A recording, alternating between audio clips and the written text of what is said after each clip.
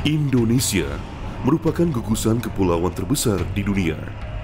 Memiliki 129 gunung api aktif atau dikenal dengan Ring of Fire.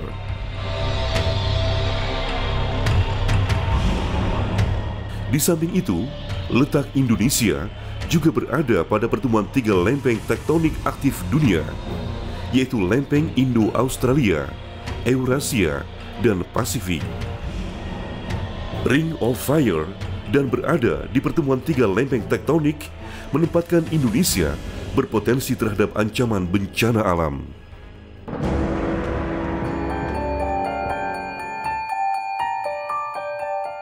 Bencana adalah peristiwa atau rangkaian peristiwa yang mengancam dan mengganggu kehidupan masyarakat. Bencana bisa disebabkan oleh faktor alam, faktor non-alam, atau faktor manusia, sehingga mengakibatkan timbulnya korban jiwa manusia, kerusakan lingkungan, kerugian harta benda, dan dampak psikologis. Bencana alam adalah bencana yang diakibatkan oleh peristiwa atau serangkaian peristiwa yang disebabkan oleh alam, antara lain berupa gempa bumi, tsunami,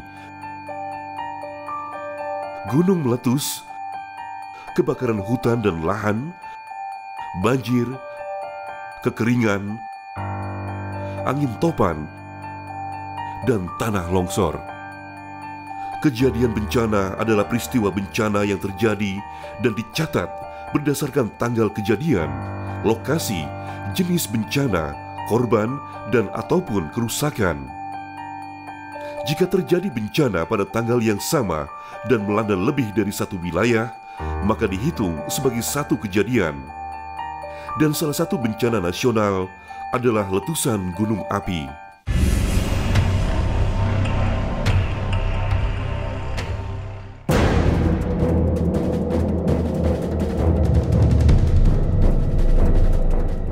Letusan gunung merupakan peristiwa yang terjadi akibat endapan magma di dalam perut bumi yang didorong keluar oleh gas yang bertekanan tinggi.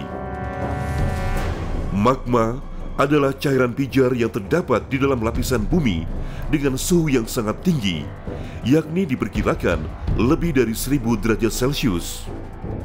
Cairan magma yang keluar dari dalam bumi disebut lava. Suhu lava yang dikeluarkan bisa mencapai 700 hingga 1200 derajat Celcius.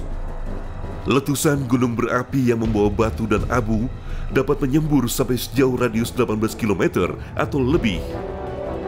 Sedangkan lavanya bisa membanjiri sampai sejauh radius 90 km.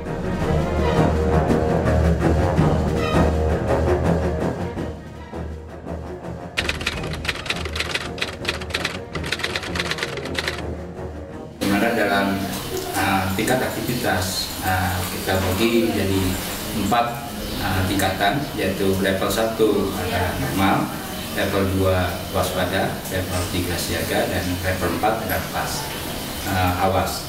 Di mana setiap level itu memiliki tingkat ancaman terhadap masyarakat yang tinggal di sekitarnya.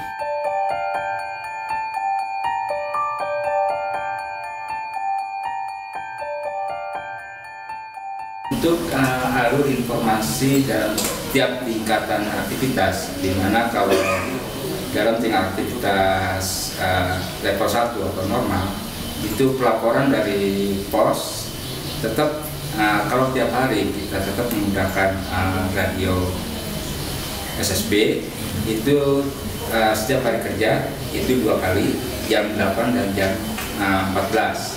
Dan juga untuk pelaporan tertulis itu dalam kondisi normal itu membuat laporan bulanan yang diserahkan ke pusat dan juga ada tembusan ke pemerintah daerah. Sedangkan dalam kondisi waspada itu sama, kalau misalkan dalam laporan tiap harinya menggunakan SSB tetap 2 kali dalam 1 hari, tapi dia lebih rutin lagi untuk melaporkannya ke pemerintah daerah. Jadi setiap 2 minggu sekali itu mengadakan evaluasi apakah gunung ini akan meningkat atau tidak.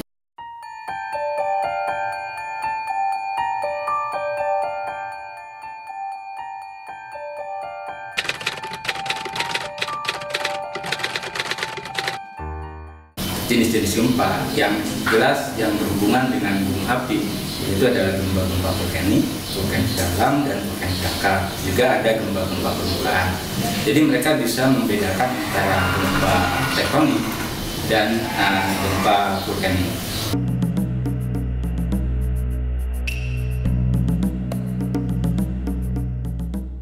Biasanya dari pusat itu mengirimkan tim untuk mengevaluasi tingkat aktivitas dalam kondisi level 2 waspada, apakah ini akan terjadi peningkatan atau penurunan yang berhubungan dengan tingkat aktivitas gunung api tersebut. Sedangkan dalam tingkat aktivitas level 3 atau siaga itu kita lebih insight lagi, jadi setiap 6 jam kita tetap melaporkan ke pusat.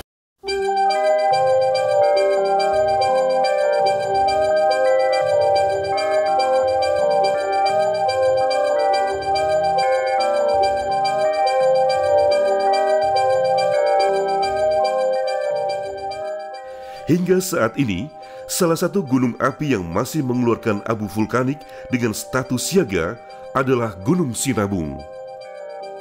Sinabung yang dalam bahasa Karo berarti Deleng Sinabung adalah gunung api di dataran tinggi Karo, Kabupaten Karo, Sumatera Utara, Indonesia.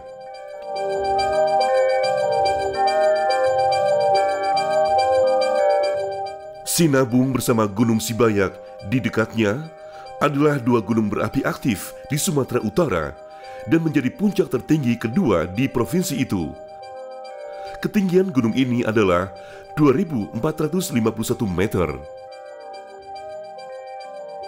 Gunung ini tidak pernah tercatat meletus sejak tahun 1600, tetapi mendadak aktif kembali dengan meletus pada tahun 2010. Letusan terakhir gunung ini terjadi sejak September 2013 dan berlangsung hingga kini.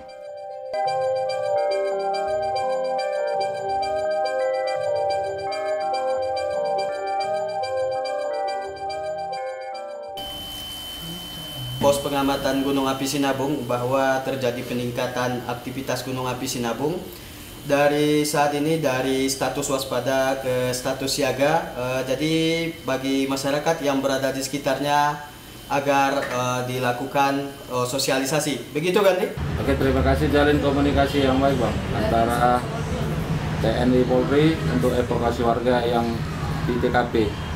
Dan untuk titik kumpul langsung dikoordinasikan agar tidak terjadi hal-hal yang tidak kita inginkan di satu titik posko, Bang, untuk titik kumpul dan langsung diantar ke posko pengungsi.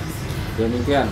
Dan juga kami informasikan bahwa daerah-daerah yang berada di sekitar radius 3 km di sekitaran Gunung Api Sinabung akan dilakukan evakuasi. Bang, kami telepon lah Pandu, kantor Mbak untuk mobil dan segala macam, Bang. Bang, nanti kalau ada pengungsi udah nyampe, nanti daftarnya di kami ya, Bang, ya. Oke. Terus nanti kami input ke sini, baru kita kasih nanti ke ibu itu. Iya. Ya. Pokoknya ini ibu apakan dulu, hubungi semua yang biasa. Siang, Unan. Izin ini melaporkan benar dari vulkanologi untuk disarankan untuk melaksanakan evakuasi masyarakat yang di Desa Kuta Rakyat, Kuta Gugung, Unan. Siap benar.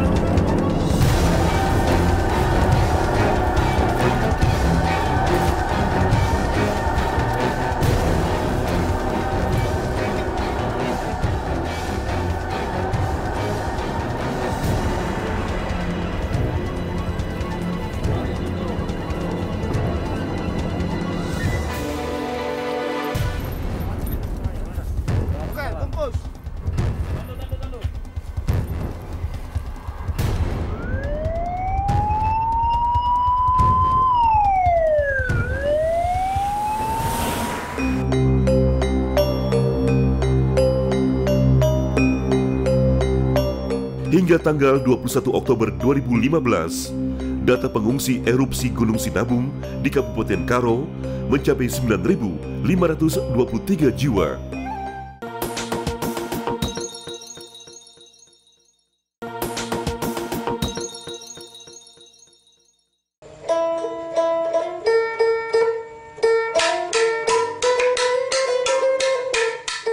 Kabupaten Karo adalah salah satu kabupaten di Provinsi Sumatera Utara, Indonesia. Ibu kota kabupaten yang memiliki luas wilayah 2.123,25 km persegi ini terletak di Kabanjahe. Kabupaten yang berpenduduk kurang lebih 500.000 jiwa ini terletak di dataran tinggi Karo, Bukit Barisan, Sumatera Utara. Terletak sejauh 77 km dari kota Medan, ibu kota provinsi Sumatera Utara.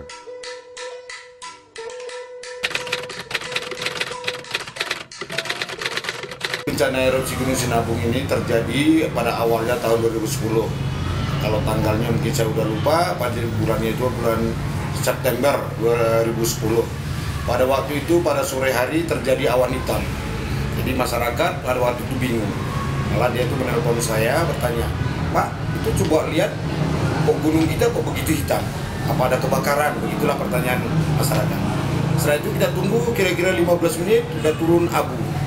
Jadi karena pada waktu itu masyarakat khususnya Seranggaran sekitarnya belum pernah mengalami bencana seperti meletus gunung, sangat panik. Jadi begitu mengetahui bahwa itu adalah meletusan gunung, itu juga saya belum begitu paham. Pada waktu itu saya telepon ke atasan saya, yaitu camat setempat. Begitu camat menelpon vulkanologi mengatakan bahwa itu terjadi erupsi Gunung Sinabung.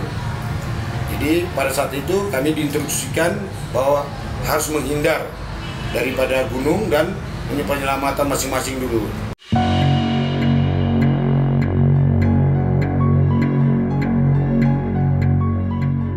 28 bulan September itu terjadi letusan yang sangat dahsyat. Nah itu pemerintah setempat mengevakuasi masyarakat kita semua, dijemputlah ke tempat itu, ada dari angkutannya dari PU, dari kepolisian, dari TNI.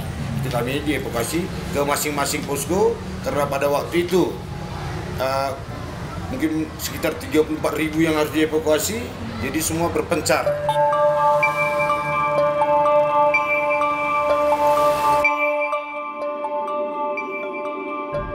Tahun 2015 ini kebetulan saya nggak di kampung, tapi kami mau berangkat ke kampung, ada yang memberitahu kepada kami bahwa kita dijemput karena status gunung lagi naik. Jadi kami bersama suami saya mengambil barang-barang, surat-surat yang perlu di kampung, baru kami berangkat ke pengungsian ini.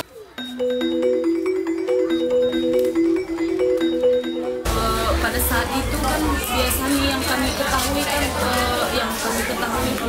itu meletus, hewan-hewan pada mendatangi kampung gitu. Cuman ke daerah kami hari itu yang kami ketahui nggak ada turun hewan.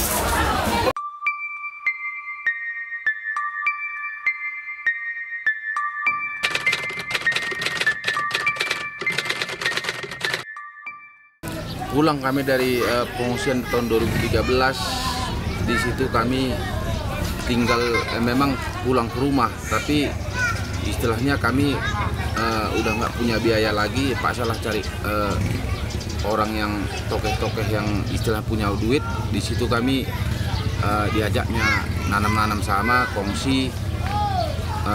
Di situ belum sempat pun kami setahun, inilah udah mengungsi lagi.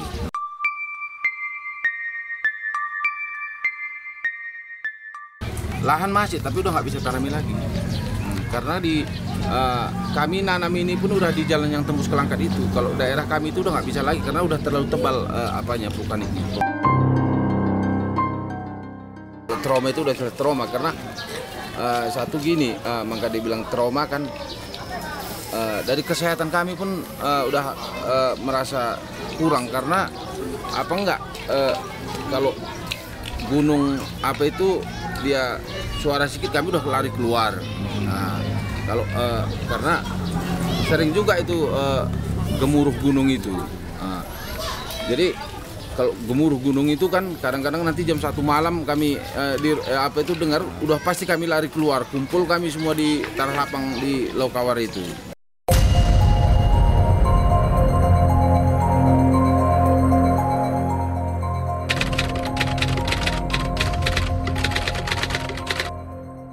Apa yang terparah sebenarnya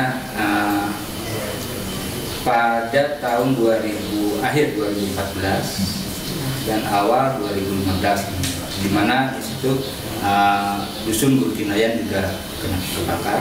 Terus jarak luncur dari awan panas juga mencapai 4,9 km, yaitu ke arah Sibintul. Tapi alhamdulillah memang kalau misalkan masyarakat mengikuti rekomendasi kita, bencana itu tidak akan ada. Maksudnya korban jiwa itu tidak akan ada. Secara umum, tingkat kesiapsiagaan masyarakat dalam menghadapi bencana masih rendah. Sementara itu, ancaman bencana terus meningkat. Untuk itulah, sosialisasi penanggulangan bencana terus digalakkan. Karena penanganan sebelum terjadi bencana lebih penting daripada penanganan saat bencana terjadi. Terkait dengan implementasi program BNPB dalam menanggulangi bencana di daerah yang rawan bencana, serta untuk memberdayakan masyarakat yang tangguh dalam pencegahan dan kesiapsiagaan penanggulangan bencana, maka itu BNPB bekerja sama dengan pihak-pihak terkait sering melakukan sosialisasi, baik itu di tingkat sekolah, seperti sekolah siaga bencana, maupun di tingkat masyarakat umum.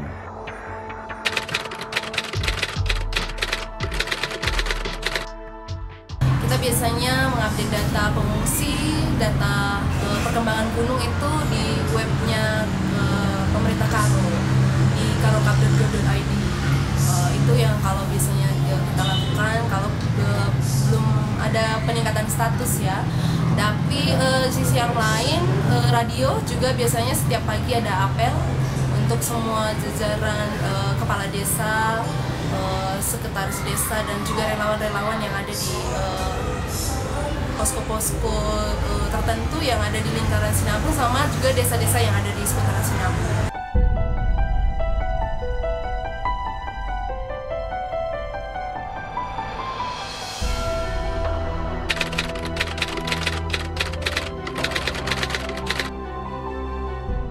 Biasanya juga ya dari BPBD ada sosialisasi ke masyarakat, ke perangkat desa dan kecamatan juga tentang bahaya bencana dan yang lain sebagainya.